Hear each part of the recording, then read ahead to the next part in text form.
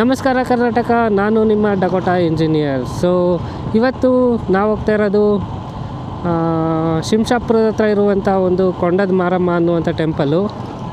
So ಆ ಒಂದು ಟೆಂಪಲ್ಗೆ ಒಂಚೂರು ಟ್ರೆಕ್ಕಿಂಗ್ ಕೂಡ ಇದೆ ಮತ್ತು ಆಫ್ ರೋಡ್ ಕೂಡ ಇದೆ. ಎಲ್ಲ ಥರ ಎಕ್ಸ್ಪೀರಿಯೆನ್ಸ್ ಮಾಡೋಕ್ಕೆ ನಾನು ನಿಮ್ಮನ್ನ ಕರ್ಕೊಂಡು ಹೋಗ್ತಾ ಇರೋದು ಕೊಂಡದಮ್ಮ ದೇವಸ್ಥಾನಕ್ಕೆ. ಸೊ ಬನ್ನಿ, ಆನ್ ದ ವೇ ಏನೇನು ಸಿಗುತ್ತೆ ಅಂತ ನೋಡಿಕೊಂಡು ಹಾಗೆ ಟ್ರಾವೆಲ್ ಮಾಡ್ಕೊತ ಹೋಗೋಣ. ಸೊ ಇಲ್ಲಿಂದ ರೈಟ್ ಹೋಗಬೇಕು.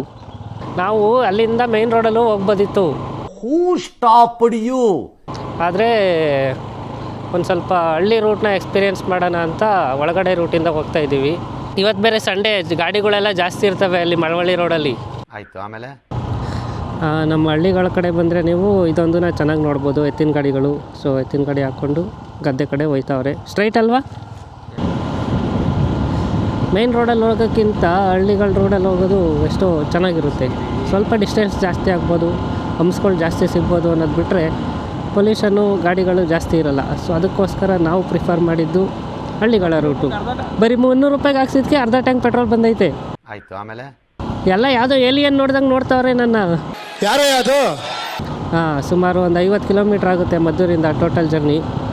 ಅದರಲ್ಲೇ ನಮಗೆ on road, of road, trekking, river crossing ಎಲ್ಲ ಎಕ್ಸ್ಪೀರಿಯೆನ್ಸ್ ಮಾಡ್ಬೋದು.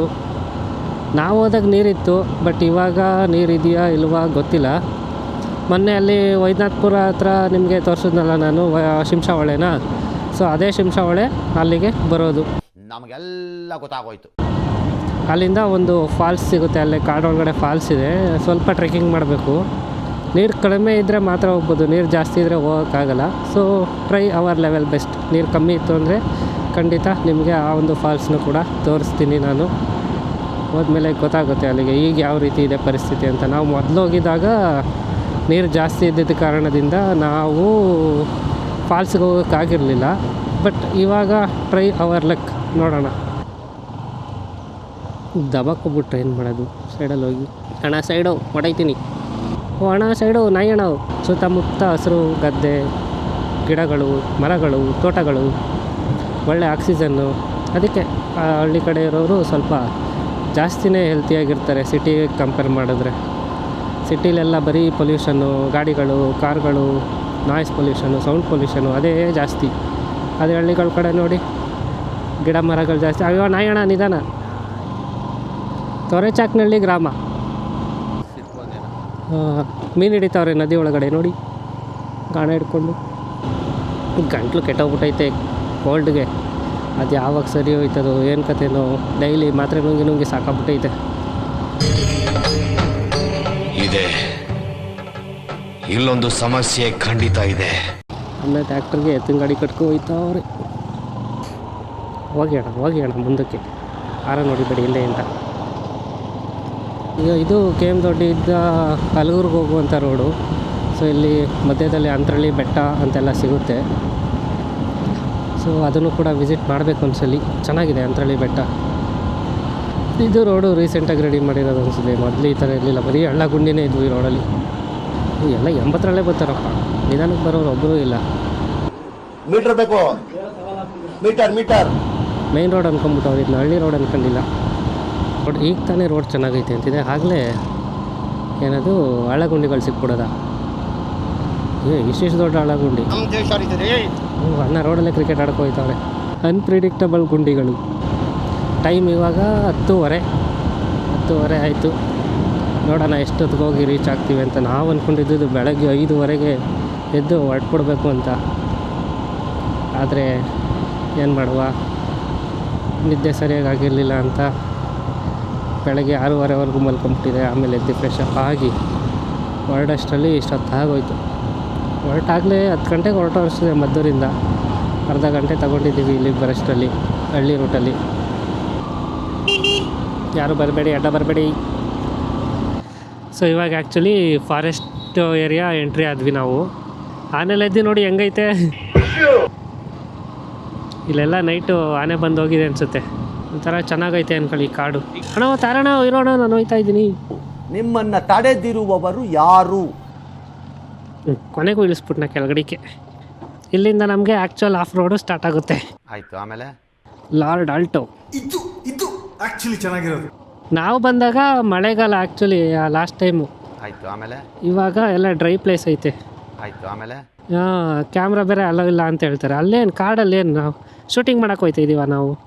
ಲೆಫ್ಟಲ್ಲಿರೋದು ಪೂರ್ತಿ ಡೀಪ್ ಫಾರೆಸ್ಟು, ನಮಗೆಲ್ಲ ಗೊತ್ತಾಗೋಯ್ತು. ಪಾತಾಳ. ನಾವು ಬಂದಾಗ ಫುಲ್ಲು ಗ್ರೀನರಿ ಅನ್ಕೊಳ್ಳಿ ಅವಾಗ. ಸೊ ನೋಡಿ ಇವೆಲ್ಲ ಫುಲ್ಲು ಫಾರೆಸ್ಟು. ಇವಾಗ ಮಳೆಗಾಲ ಅಲ್ದಿರೋ ಕಾರಣದಿಂದ ಎಲ್ಲ ಒಣಗೋಗ್ಬಿಟ್ಟವೆ. ಅಲ್ಲಿ ಯಾವುದೋ ಸೆಂಟ್ರಲ್ಲಿ ನೀರು ಫಾಲ್ಸ್ ಹರಿತೈತೆ. ಅಲ್ಲೂ ಕೂಡ ನಾವು ಲಾಸ್ಟ್ ಟೈಮ್ ಬಂದಾಗ ಜಾಸ್ತಿ ನೀರು ಹರಿತಾಯಿತ್ತು. ನೋಡಿ ರೋಡ್ ಸ್ಥಿತಿ ಹಿಂಗೈತೆ. ಗಾಡಿ ಇಲ್ಲಿ ನಿಲ್ಸಿದ್ದೀವಿ, ಮುಂದೆ ಕಾರ್ ಐತೆ. ಸೊ ಬನ್ನಿ ಹೊರಡೋಣ. ಆಫ್ ರೋಡ್ ಮಾಡಬೇಕು ಅನ್ನೋರು ಎಕ್ಸ್ಪೀರಿಯೆನ್ಸ್ನ ಇಲ್ಲಿಗೆ ಬರ್ಬೋದು. ದೊಡ್ಡ ದೊಡ್ಡ ಗಾಡಿಗಳು ತೊಗೊಂಡಿರೋರು. ಸೈಕ್ ಜಾಗ ಅಂದ್ಕೊಳ್ಳಿ, ತುಂಬ ಚೆನ್ನಾಗಿದೆ ಜಾಗ. ಬಟ್ ಏನಂದರೆ ರೋಡ್ ಗೀಡ್ ಆಗಿಲ್ಲ, ಫುಲ್ ಆಫ್ ರೋಡ್. ನಾವು ಕೊಟ್ಟಿರೋ ದೇಶ ಇದು. ಎಂಥ ಕಾಡು ಹೇಳಿ ಆದರೂ ಇದು. ನಾವು ಈಗ ಹಿಂಗೆ ಜನನಾರ ಓಡಾಡ್ತವ್ರೆ. ನಾವು ಬಂದಾಗ ಯಾರೂ ಇರಲಿಲ್ಲ, ಇಬ್ಬರೇ ಕಾಡು ತುಂಬ. ಯಾವುದೋ ಒಂದು ಬೊಲೆರೋ ಕಾರ್ ನಿಂತಿತ್ತು. ಆ ಕಾರ್ ಅವ್ರನ್ನ ಹುಡ್ಕಿದ್ವಿ ಎರ್ಚಾಡ್ಕೊಂಡು ಸಿಗಲೇ ಇಲ್ಲ ಕೊನೆಗೂ. ಅವ್ರು ಅದೆಲ್ಲೂ ಒಳಗಡೆ ಫಾಲ್ಸ್ಗೆ ಹೋಗಿದ್ರು. ಇಲ್ಲೊಂದು ಫಾಲ್ಸ್ ಐತೆ. ನಾವು ಬಂದಿದ್ದಾಗ ಮಳೆಗಾಲ ಆ ಟೈಮಲ್ಲಿ. ಆದರೂ ಹಿಮಾಲಯನ್ನು, ಎಕ್ಸ್ಪಲ್ಸು, ಅಡ್ವೆಂಚರು ಈ ಥರ ಗಾಡಿ ತಂದರೆ ಚೆನ್ನಾಗಿರ್ತದೆ. ಸ್ವಲ್ಪ ಕರುಣೆ ಇರಲಿ. ಇದೆ ಕೈ ಮುಗಿದು ಬೇಡ್ತೀನಿ, ಕರುಣೆ ಇರಲಿ. ಒಳ್ಳೆ ಹೈಟ್ ಇರ್ತದೆ, ಸಸ್ಪೆನ್ಷನ್ನು ಚೆನ್ನಾಗಿರುತ್ತೆ ಆ ಗಾಡಿಗಳಲ್ಲಿ ಬರೋಕ್ಕೆ. ನಾನು ಆನೆಯಲ್ಲಿ ಲದ್ದಿ ಅನ್ಕೊಂಬಿಟ್ಟೆ. ಆನೆ ಲದ್ದಿನೇ ಇದು. ಇಲ್ಲೆಲ್ಲ ಓಡಾಡವ. ಕಾಡು ನೋಡಿ ಎಷ್ಟು ಸೈಲೆಂಟಾಗೈತೆ.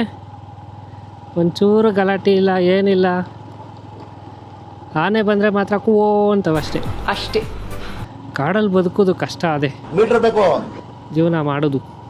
ಇಲ್ಲೆಲ್ಲೋ ಮುಂದೆ ಒಂದು ಹ್ಯಾಂಗಿಂಗ್ ಬ್ರಿಡ್ಜು ಹಳೆ ಕಾಲದಲ್ಲಿ ಮಾಡಿರೋದು. ಅದನ್ನು ಇಂಪ್ರೂವ್ ಮಾಡೋಕ್ಕೆ ಹೋಗಲಿಲ್ಲ, ಮತ್ತೆ ಜನ ಬರಲಿಲ್ಲ ಅಂದ್ಬಿಟ್ಟು ಇಲ್ಲಿ ನಮ್ಮ ದೇಶ ಈ ನದಿ ಕಟ್ಟವ್ರೆ ಹ್ಯಾಂಗಿಂಗ್ ಬ್ರಿಡ್ಜ್ನ. ಇಲ್ಲೆಲ್ಲ ನೀರು ತುಂಬಿಟ್ಟಿತ್ತು ಅವಾಗ ನಾವು ಬಂದಾಗ. ಏನೋ ಅನ್ವೇಷಣೆ ಮಾಡ್ತಾವ್ರೆ ಅನ್ಸುತ್ತೆ ಒಳಗಡೆ ಹೋಗಿ ಎಲ್ಲರೂ. ಇಲ್ಲೆಲ್ಲ ನೀರು ಅವಾಗ. ಆಯಿತು ಆಮೇಲೆ ಅದು ಇದೇ ಗಾಡಿನ ಹತ್ಸಿ ಇಳಿಸಿರೋದು.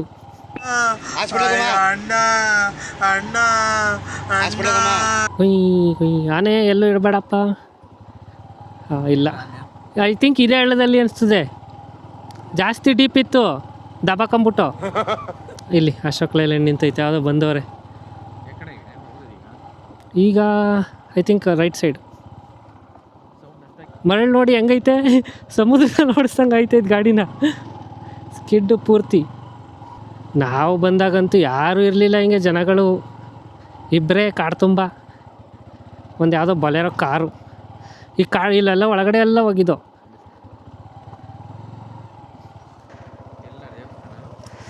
ದೇವಸ್ಥಾನ ಹಿಂಗೋ ಒಳಗಡೆ ಹೋಗ್ಬೇಕು.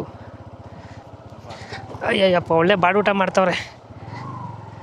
ಇಲ್ಲೇ ಹಾಕುವ ಗಾಡಿಯಾ. ಕೊಂಡದಮ್ಮ ದೇವಸ್ಥಾನಕ್ಕೆ ಬಂದು, ಸೊ ಈ ನದಿ ದಾಟ್ಬಿಟ್ಟು ನಾವು ಆ ಕಡೆಗೆ ಹೋದರೆ ಟೆಂಪಲ್ ಸಿಗುತ್ತೆ. ಈ ನದಿ ದಾಟಿ ಆ ಕಡೆಗೆ ಹೋದರೆ ಟೆಂಪಲ್ಲು. ಸೊ ಇವರೆಲ್ಲ ನೀರೇನಕ್ಕೆ ಎತ್ಕೋಗ್ತಾವ್ರೆ ಬಿಂದಿಗೆಲಿ ಅಂದರೆ, ಅಲ್ಲಿ ಕೆಲವೊಂದು ಸಸಿಗಳು ನೆಟ್ಟಿದ್ದಾರೆ. ಇನ್ನು ಮರಗಳದ್ದು ಸಸಿ ನೆಟ್ಟವ್ರೆ. ಅದಕ್ಕೆ ನೀರು ತೊಗೊಂಡೋಗಿ ಹಾಕ್ತಾಯಿರೋದು. ಸೊ ಬಂದವರೆಲ್ಲ ಅದನ್ನ ಪಾಲನೆ ಮಾಡ್ತಾರೆ ಅಂತಲೇ ಹೇಳ್ಬೋದು. ಬಂದವರೆಲ್ಲ ಒಂದೊಂದು ಬಿನ್ಗೆ ಎರಡೆರಡು ಬಿನ್ಗೆ ತೊಗೊಂಡೋಗಿ ಹಾಕ್ತಾಯಿರ್ತಾರೆ. ಸೊ ಈ ನದಿ ದಾಟಿ ಆ ಕಡೆಗೆ ಹೋಗ್ಬೇಕು ನಾವು ಟೆಂಪಲ್ಗೆ ಹೋಗ್ಬೇಕಂದ್ರೆ. ಅಂತೂ ಇಂತೂ ನದಿ ದಾಟ್ಬಿಟ್ಟು ಶಿಂಷಾ ನದಿ ಅಲ್ವಾ ಇದು? ಎಸ್, ಅಫ್ಕೋರ್ಸ್ ಶಿಂಷಾ ನದಿ. ಅಲ್ಲಿ ಮುಂದೆ ಒಂದು ಫಾಲ್ಸ್ ಐತೆ. ಇದನ್ನೇ ಈ ನದಿನ ಫಾಲೋ ಮಾಡ್ಕೋದ್ರೆ ಫಾಲ್ಸ್ ಸಿಗ್ತದೆ. ಫೋರ್ಸ್ ಏನು ಎಳಿತಾ ಇರೋದು ಇಲ್ಲಿ ನೀರು. ಅಂತೂ ಬಂದ್ಬಿಟ್ಟು ಕೊನೆಗೂ ಎಲ್ಲಿ ಹೋಗ್ಬೇಕಂತ ದೇವಸ್ಥಾನಕ್ಕೆ. ಎಲ್ಲ ಕಡೆ ಬ್ಲಡ್ ಮಾರ್ಕ್ ಫಾಲೋ ಹೋಗ್ಬಿಟ್ರೆ ಸಾಕು, ನಾವು ದೇವಸ್ಥಾನಕ್ಕೆ ಹೋಗ್ಬಿಡ್ತೀವಿ. ಇಲ್ಲಿ ಗೊತ್ತಿರೋರು ಮಾತ್ರ ಬರೋದು ಅನಿಸ್ತದೆ. ಇಲ್ಲಿ ಗೊತ್ತಿಲ್ಲದಿರೋರೆಲ್ಲ ಬರೋಕ್ಕೆ ಹೋಗಲ್ಲ ಇಲ್ಲಿ. Blood path. ಕುರಿ ಮರಿ ಕಡ್ದಿರೋ ರಕ್ತನ ನೋಡ್ಕೊಂಡು ಫಾಲೋ ಮಾಡ್ಕೊಂಡು ಹೋಯ್ತಾ ಇದ್ದೀವಿ. ಈಗ ಗೊತ್ತಾಗೋದೇ ಇಲ್ಲ ದೇವಸ್ಥಾನ ಎಲ್ಲೈತೆ ಅಂತ. ಕೇಳ್ಕೊಂಡು ಹುಡಿಕೊಂಡು ಬರಬೇಕು. ಫಸ್ಟ್ ಟೈಮ್ ಬಂದಿದ್ದಾಗ ನಮಗೂ ಅಷ್ಟು ಐಡಿಯಾ ಇರಲಿಲ್ಲ. ಅವಾಗಿಲ್ಲ ಯಾರೂ ಜನನೂ ಇರಲಿಲ್ಲ. ಇವತ್ತಾದರೆ ಸಂಡೇ, ಅದಕ್ಕೆ ಜನಗಳವ್ರೆ. ಐ ಥಿಂಕ್ ಬೆಟ್ಟ ಹತ್ಬೇಕು. ಹಿಂದೆ ನೋಡಿ ಅಲ್ಲಿಂದ ಹತ್ಕೊಂಡು ಹೋಯ್ತಾ ಇದ್ದೀವಿ. ಇದೆಲ್ಲ ಬಲಿ ಕೊಟ್ಟಿರೋ ಬ್ಲಡ್ ಇದು. ಜಸ್ಟ್ ಮರ ಐತೆ ಅಷ್ಟೇ. ಟೆಂಪಲ್ ಥರ ಏನಿಲ್ಲ, ಗುಡಿ ಥರ ಏನಿಲ್ಲ. ಈ ಥರ ಒಂದು ವಿಗ್ರಹ ಇದೆ. ಅಲ್ಲಿ ಬಿಟ್ಟರೆ ಇಲ್ಲೇ ಪೂಜೆ ಮಾಡೋದು. ಮಂಗಳವಾರ ಮತ್ತು ಭಾನುವಾರ ಓಪನ್ ಇರುತ್ತೆ. ಇದು ಫಾರೆಸ್ಟ್ ಏರಿಯಾ ದೇವಸ್ಥಾನ ಇದು. ಇವಾಗ ತಾನೇ ನಾವು ದೇವಸ್ಥಾನ ನೋಡಿಕೊಂಡು ರಿಟರ್ನ್ ಹೋಗ್ತಾ ಇದ್ದೀವಿ, ಮೆಟ್ಲು ಇಳಿತಾ ಇದ್ದೀವಿ. ಸೊ ಅಲ್ಲಿ ಗುಡಿ ಥರ ಏನಿಲ್ಲ, ದೇವಸ್ಥಾನ ಅಂದರೆ ಕೊಂಡದಮ್ಮ ಅಂದರೆ ಅಲ್ಲಿ ಜಸ್ಟ್ ಒಂದು ಮರ ನೆರಳಿದೆ ಅಷ್ಟೇ, ಗುಡಿ ಥರ ಏನು ಕಟ್ಟಿಲ್ಲ ಅವರು. ಸೊ ಅಲ್ಲಿಗೆ ಬಂದು ಕುರಿ ಕೋಳಿ ಎಲ್ಲ ಬಲಿ ಕೊಡ್ತಾಯಿದ್ರು. ಸೊ ಅದನ್ನೆಲ್ಲ ಕ್ಯಾಪ್ಚರ್ ಮಾಡೋಕ್ಕೆ ಹೋಗಲಿಲ್ಲ. ಇಳಿತಾ ಇದ್ದೀವಿ ಬೆಟ್ಟ. ಇವಾಗ ಯಾವುದೋ ಪ್ರಾಣಿ ಹೋಯ್ತು, ಅಂಟೆ ಗೊದ್ದ ಅನಿಸ್ತದೆ. ನಾನು ಅಲ್ಲಿ ನೋಡ್ತಾನೆ ಇರಲಿಲ್ಲ ಕೋಳಿ ಕಟ್ ಮಾಡೋದ. ಅಂದರೆ ನಾರ್ಮಲ್ ಡೇಸಲ್ಲಿ ಬರಲ್ವಣ್ಣ? ಹಾಂ, ಮಂಗಳವಾರ ಭಾನುವಾರ ಬರೋದು ಎಲ್ಲರೂ. ಅವ್ರು ಹೇಳಿದ ಲೆಕ್ಕಾಚಾರ ಆದರೆ ನಾವೇನಾದ್ರು ಮಾಡಿದ್ರೆ ತಾನೇ ಅವು ಏನಾದರೂ ಮಾಡೋದು. ನಮ್ಮ ಪಾಡಿಗೆ ನಾವಿದ್ರೆ ಪ್ರಾಣಿಗಳಿರ್ತವೆ. ಮನುಷ್ಯಂಗಿಂತ ಯಾವುದು ಕೆಟ್ಟ ಪ್ರಾಣಿ ಇಲ್ಲ, ಬುದ್ಧಿ ಇರೋ ಕೆಟ್ಟ ಪ್ರಾಣಿ ಮನುಷ್ಯ. ಏನ್ರಿ ಅದು ಮಾತಾಡೋದು? ಏನು ಮಾತಾಡ್ತಾರ್ರಿ? ಯಾವನ್ರಿ ಅವನು? ಪ್ರಾಣಿಗಳೇನಂತವೆ, ಅವು ನಮ್ಗೇನೋ ಮಾಡ್ಬಿಡ್ತವೆ ಅನ್ನೋ ಲೆಕ್ಕಾಚಾರಕ್ಕೆ ಅವು ಡಿಫೆನ್ಸ್ ಮಾಡ್ಕೊಳ್ಳೋಕ್ಕೆ ಟ್ರೈ ಮಾಡ್ತವೆ. ಬುದ್ಧಿ ಇರೋ ಕೆಟ್ಟ ಪ್ರಾಣಿನೇ ತಾನೇ ಮನುಷ್ಯ. ಈಗ ನಾವು ಹೆಂಗೆ ಥಿಂಕ್ ಮಾಡ್ತೀವಿ, ನಾವು ನಮ್ಮದು ಅಂತ ಥಿಂಕ್ ಮಾಡ್ತೀವಿ ಆಸ್ತಿ ಮಾಡಬೇಕು ಅಂತ. ಅದೇ ಅವುಗಳು ಪಾಪ ಅವಕ್ಕೆ ಜೀವನ ಆದರೆ ಸಾಕು, ಊಟ ಸಿಕ್ಕಿದ್ರೆ ಸಾಕು ಅವತ್ತಿಗೆ, ನಾಳೆಗೆಲ್ಲೋ ನೋಡ್ಕೊಳ್ಳೋಣ ಅನ್ಕೊಂತವೆ. ಯಪ್ಪ, ಮತ್ತೆ ಪ್ಯಾಂಟ್ ಮೇಲೆ ಕೆತ್ಕೊಂಡು ನದಿ ದಾಟ್ಕೊಂಡು ಹೋಗ್ಬೇಕು. ಸೊ ನೋಡಿ, ಆ ಕಡೆ ಎಲ್ಲ ಅಡುಗೆ ಮಾಡ್ಕೊಂಡು ಊಟ ಮಾಡ್ತಾವ್ರೆ. ಅಲ್ಲಿಗೆ ಹೋಗಿ ಬಲಿ ಕೊಡ್ತಾರೆ ಅಲ್ಲಿ ಮೇಲ್ಗಡೆ, ಆಮೇಲೆ ಇಲ್ಲಿ ಬಂದು ಅಡುಗೆ ಮಾಡ್ಕೊಂಡು ತಿಂತಾರೆ. ಅಲ್ಲಿ ಫಾಲ್ಸ್ ಐತಲ್ಲ, ಅಲ್ಲಿಗೆ ಹೋಗೋದಾ? ರಿವರ್ ಕ್ರಾಸಿಂಗ್ ಮಾಡ್ತಾಯಿದ್ದೀವಿ ಈಗ. ಅಲ್ಲಿ ಹೆವಿ ಎಳೀತಲ್ಲಿ, ಆ ಕಡೆ ಹಿಂದೆಗಡೆ ನೀರು. ಇಲ್ಲಿ ಪರವಾಗಿಲ್ಲ, ಇಷ್ಟಿದ್ರೆ ಆರಾಮಾಗಿ ಓಡಾಡ್ಬೋದು. ಇಲ್ಲಿ ರಷ್ಟಿದ್ರೆ ಚಪ್ಪಲಿ ಮನೇಲಿ ನಾವು ಬ್ರಷಲ್ಲಿ ಉಸ್ತೊಳೋಕ್ಕಿಂತ ಕ್ಲೀನ್ ಆಗೋದು ಇಲ್ಲಿ. ಕೊನೆಗೂ ರಿವರ್ ಕ್ರಾಸಿಂಗ್ ಮುಗಿಸ್ತು. ಸೊ ನಿಮ್ಗೆ ಗೊತ್ತಿರ್ಬೋದು ಟಗರಪಲ್ಯ ಅಂತ ಮೂವಿ. ಸೊ ಆ ಮೂವಿನೂ ಕೂಡ ಇದೇ ಒಂದು ಲೊಕೇಶನಲ್ಲಿ ಶೂಟಿಂಗ್ ಮಾಡಿರುವಂಥದ್ದು. ಈಗೇನಲ್ಲಿ ಅಡುಗೆ ಎಲ್ಲ ಮಾಡ್ತಾವ್ರೆ ಇಲ್ಲಿ ನದಿ ಹತ್ರ, ಅದೇ ಒಂದು ಲೊಕೇಶನಲ್ಲಿ ಟಗರುಪಲ್ಯ ಪೂರ್ತಿ ಮೂವಿನ ಶೂಟ್ ಮಾಡಿರೋದು ಅಂತಲೇ ಹೇಳ್ಬೋದು. ವೆಜ್ ಅಣ್ಣ, ನಾನ್ ವೆಜ್ ತಿನ್ನಲ್ಲ ನಾವು. ನಾನು ನಾನ್ ವೆಜ್ ತಿನ್ನಲ್ಲ. ನಾನು ಹಾವು ಅನ್ಕೊಂಬಿಟ್ಟೆ ಅದನ್ನು ನೋಡಿ. ಇದು ಕೂಡ ತುಂಬ ಅನ್ಎಕ್ಸ್ಪ್ಲೋರ್ಡ್ ಪ್ಲೇಸಸ್ ಅಂತಲೇ ಹೇಳ್ಬೋದು. ಜಾಸ್ತಿ ಜನಕ್ಕೆ ಗೊತ್ತಿಲ್ಲ ಈ ಪ್ಲೇಸ್ ಬಗ್ಗೆ. ಸೊ ಬನ್ನಿ, ಎಕ್ಸ್ಪ್ಲೋರ್ ಮಾಡಿ, ಎಂಜಾಯ್ ಮಾಡಿ. ಬಟ್ ಬಂದಮೇಲೆ ರಿಟರ್ನ್ ಹೋಗ್ಬೇಕಾದ್ರೆ ನೀವು ತಂದಿರುವಂಥ ಪ್ಲಾಸ್ಟಿಕ್ ವಸ್ತುಗಳಾಗಿರ್ಬೋದು, ಈ ಥರ ಪ್ಲೇಟ್ಸ್ಗಳಾಗಿರ್ಬೋದು, ಪ್ಲಾಸ್ಟಿಕ್ ಬಾಟ್ಲಾಗಿರ್ಬೋದು, ಇದನ್ನೆಲ್ಲನೂ ಆದಷ್ಟು ನೀವೇ ತಗೊಂಡೋಗಿ ಕಸ ಎಲ್ಲ ಹಾಕ್ಬೋದು ಅಲ್ಲಿ ಮಾತ್ರ ಹಾಕಿ. ಈ ಥರ ಕಾಡಲ್ಲೆಲ್ಲ ಹಾಕ್ಬಿಟ್ಟು ಹೋಗ್ಬೇಡಿ, ಬಂದು ಯಾರು ಕ್ಲೀನ್ ಮಾಡೋಕ್ಕಿರಲ್ಲ ಇಲ್ಲಿ ಅಷ್ಟೇ. ಸೊ ಇದೊಂದು ಅಭ್ಯಾಸನ ಬೆಳೆಸ್ಕೊಳ್ಳಿ ಅಂತ ಹೇಳೋಕ್ಕೆ ಇಷ್ಟಪಡ್ತೀನಿ. ಏನಕ್ಕಂದರೆ ಇಲ್ಲಿ ಯಾರು ಫಾರೆಸ್ಟಲ್ಲಿ ಕ್ಲೀನ್ ಮಾಡೋಕ್ಕಿರಲ್ಲ. ಕಾಡು ಪ್ರಾಣಿಗಳಿಗೆ ನೀರಿದೆ, ನೀರೊಳಗೆಲ್ಲ ಪ್ಲಾಸ್ಟಿಕ್ ಹಾಕ್ಬಿಟ್ಟೋದ್ರೆ ಅವಕ್ಕೂ ಕೂಡ ಕಾಯಿಲೆಗಳು ಬರೋ ಅಷ್ಟು ಚಾನ್ಸಸ್ ಜಾಸ್ತಿ ಇರ್ತವೆ. ತಲೆಯಲ್ಲಿ ಅವೇರ್ನೆಸ್ ಇಟ್ಕೊಂಡು ಬರಬೇಕು, ಕಾಳಜಿ ಇರಬೇಕು. ಇಲ್ಲೆಲ್ಲ ಬರೋರು ಏನಂದರೆ ಬರ್ತಾರೆ, ಕುಡಿತಾರೆ, ಈ ಥರ ಪ್ಲೇಟ್ಸ್ಗಳು ಬಾಟ್ಲುಗಳೆಲ್ಲ ಬಿಸಾಕ್ಬಿಟ್ಟು ಹೋಗಿರ್ತಾರೆ. ಬಟ್ ಅದನ್ನ ನೀವು ಮಾಡಬೇಡಿ ಅಂತಲೇ ಹೇಳ್ತಾ ಇರೋದು. ಆದಷ್ಟು ಕ್ಲೀನ್ನೆಸ್ನ ಮೇಂಟೈನ್ ಮಾಡೋಕ್ಕೆ ಟ್ರೈ ಮಾಡಿ ಈ ಥರ ಜಾಗಗಳಿಗೆ ಬಂದಾಗ, ಫಾರೆಸ್ಟ್ ಒಳಗಡೆ ಬಂದಾಗ. ಸೊ ಎಷ್ಟೊಂದು ಫಾರೆಸ್ಟ್ಗಳು ಇಂಥದ್ರಿಂದನೇ ಎಂಟ್ರಿ ಕೊಡ್ತಾಯಿಲ್ಲ, ಎಷ್ಟೊಂದು ಫಾರೆಸ್ಟಲ್ಲಿ ಈ ಥರ ಮಾಡ್ತಾರೆ ಅಂತಲೇ. ಸೊ ಬಂದಿದ್ದ ಕಡೆ ನೀಟಾಗಿ ಫ್ರೆಶ್ನೆಸ್ ಅಂದರೆ ಕ್ಲೀನ್ನೆಸ್ನ ಮೇಂಟೈನ್ ಮಾಡ್ತಿದ್ರೆ ಫಾರೆಸ್ಟ್ ಆಫೀಸರ್ಸು ಕೂಡ ಇದು ಪರ್ಮಿಷನ್ ಕೊಡೋಕ್ಕೆ ಅಥವಾ ಈ ಥರ ದೇವಸ್ಥಾನಗಳಿಗೆ ಎಂಟ್ರಿನ ಕೊಡ್ತಾ ಇರ್ತಾರೆ. ನಿಷೇಧ ಮಾಡಲ್ಲ, ನಿಷೇಧ ಅನ್ನೋಕ್ಕೆ ಬ್ಯಾನ್ ಮಾಡಲ್ಲ. ಆದಷ್ಟು ಬ್ಯಾನ್ ಮಾಡೋಕ್ಕೆ ಅವರು ಟ್ರೈ ಮಾಡಲ್ಲ ಏರಿಯಾ ಕ್ಲೀನಾಗಿದ್ದಷ್ಟು. ಈ ಥರ ಪ್ಲಾಸ್ಟಿಕ್ಕು ಮತ್ತು ಈ ಎಣ್ಣೆ ಹೊಡಿಯೋರ್ದು ಇದೆಲ್ಲ ಜಾಸ್ತಿ ಆದಾಗ ಬರ್ಬೇಕಾದ್ರೆ ದಯವಿಟ್ಟು ವಾಟರ್ ಬಾಟಲ್ ತಗೊಂಬನ್ನಿ, ನೀರು ಬಾಟ್ಲು ತಗೊಂಬನ್ನಿ, ಹಂಗೆ ವಾಪಸ್ ತಗೊಂಡೋಗಿ ಇಲ್ಲೇ ಬಿಸಾಕ್ಬಿಟ್ಟು ಹೋಗ್ಬಿಡಿ. ನಾನ್ ವೆಜ್ ಅವ್ರು ಬಂದ್ರೆ ಇಲ್ಲಿ ಊಟ ಸಿಗುತ್ತೆ. ಊಟ ಸಿಗಲ್ಲ, ಅವರೇ ಮಾಡ್ಕೊಬೇಕು. ಕೊಡ್ತಾರೆ ಅಲ್ಲ, ಜನ ನಮ್ಮ ಕರ್ನಾಟಕದ ಜನತೆ ಅಷ್ಟು ಕೆಟ್ಟದಾಗಿಲ್ಲ ಕಣಪ್ಪ, ಎಲ್ಲರೂ ಊಟ ಕರೀತಾರೆ.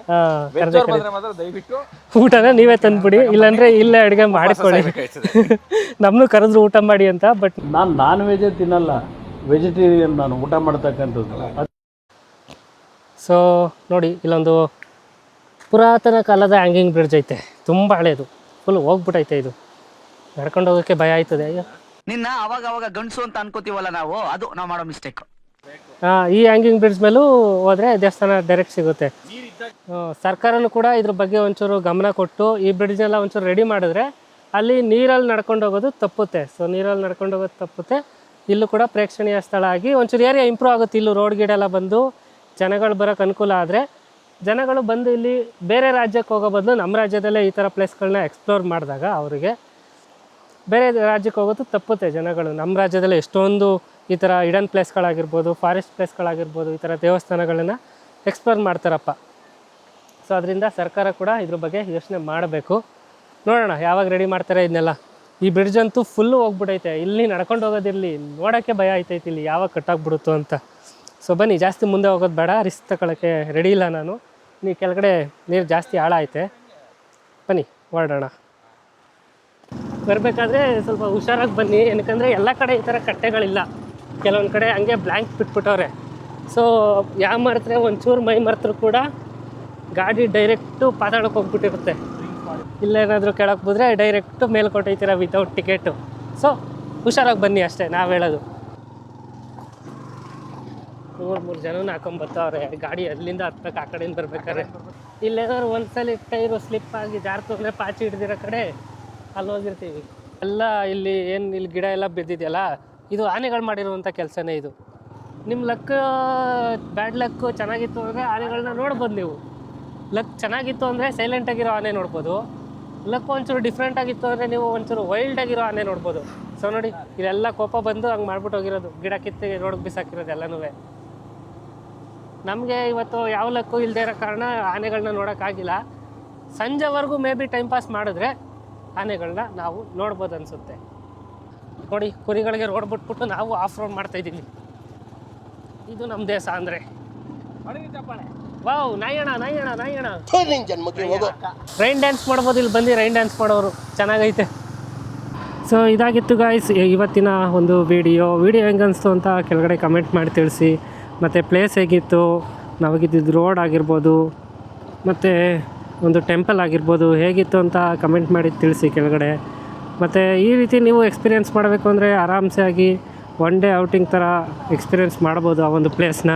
ಮತ್ತು ವಿಸಿಟ್ ಮಾಡಿ ಅಂತಲೇ ಹೇಳ್ಬೋದು, ಯಾಕಂದರೆ ಅಷ್ಟೊಂದು ಚೆನ್ನಾಗಿದೆ. ನೀರಿರ್ಬೋದು, ನದಿ ಇದೆ. ಒನ್ ಡೇ ಬೈಕಿಂಗ್ ಎಕ್ಸ್ಪೀರಿಯೆನ್ಸ್ ಆಗುತ್ತೆ ಚೆನ್ನಾಗಿ ಹೋಗ್ಬಿಟ್ಟು ಬರೋಕ್ಕೆ. ಸೊ ಬೆಂಗಳೂರಿಂದ ಸುಮಾರು ಒಂದು 80 to 90 ಕಿಲೋಮೀಟರ್ ಆಗುತ್ತೆ ಅಷ್ಟೇ, ಜಾಸ್ತಿ ಡಿಸ್ಟೆನ್ಸು ಇಲ್ಲ. ಆರಾಮಾಗಿ ವೀಕೆಂಡ್ ರೈಡಾಗಿ ಇಟ್ಕೊಬೋದು ಅದನ್ನ. ಕಾರಲ್ಲಿ ಹೋಗ್ಬೇಕಂದ್ರೆ ಏನು ಪ್ರಾಬ್ಲಮ್ ಅಂದರೆ, ಈಗ ಗ್ರೌಂಡ್ ಕ್ಲಿಯರೆನ್ಸು ತುಂಬ ಕಮ್ಮಿ ಇತ್ತು ಅಂದರೆ ಹೋಗೋಕ್ಕೆ ಕಷ್ಟ. ಒಂದು ಲೆವೆಲ್ಲಿಗೆ ಗ್ರೌಂಡ್ ಕ್ಲಿಯರೆನ್ಸ್ ಇತ್ತು ಚೆನ್ನಾಗಿ ಅಂದರೆ ಆರಾಮ್ಸೆ ಆಗಿ ಹೋಗ್ಬಿಟ್ಟು ಬರ್ಬೋದು. ಇವನೇನಪ್ಪ ಇಷ್ಟು ಚಿಕ್ಕ ರೋಡಲ್ಲಿ ಕಾರ್ ಎತ್ಕೊಂಡ್ಬಂದವನೇ. ಬೈಕ್ ಹೋಗೋದೇ ಕಷ್ಟ ಈ ರೋಡಲ್ಲಿ. ಇದು ನಮ್ಮದು SBI ರೋಡು. ಸೊ ಇದೇ ನೋಡಿ ನಮ್ಮ ಮನೆಗೆ ಹೋಗೋ ರೋಡು. ಇದು ಬಂದು ಮದ್ದೂರು ಮೆಡಿಕಲ್ ಸೆಂಟರ್ ಅಂತ ಹಾಸ್ಪಿಟ್ಲು, ಅಂದರೆ ಅಲಿಯಾಸ್ ಸಿದ್ದೇಗೌಡ ಹಾಸ್ಪಿಟ್ಲ್ ಅಂತಲೇ ಫೇಮಸ್ ಇದು. ಸರಿ ಗೈಸ್, ಸಿಗೋಣ ಮುಂದಿನ ವೀಡಿಯೋದಲ್ಲಿ. ಅಲ್ಲಿವರೆಗೂ ಎಲ್ಲರೂ ಆರಾಮಾಗಿರಿ, ಹ್ಯಾಪಿಗಿರಿ, ಯಾವುದೇ ಟೆನ್ಷನ್ ತೊಗೊಬೇಡಿ ಅಂತ ಹೇಳ್ತಾ ನಾನು ನಿಮ್ಮ ಡಕೋಟಾ ಇಂಜಿನಿಯರ್ ಮಾಡುವ ಧನ್ಯವಾದಗಳು.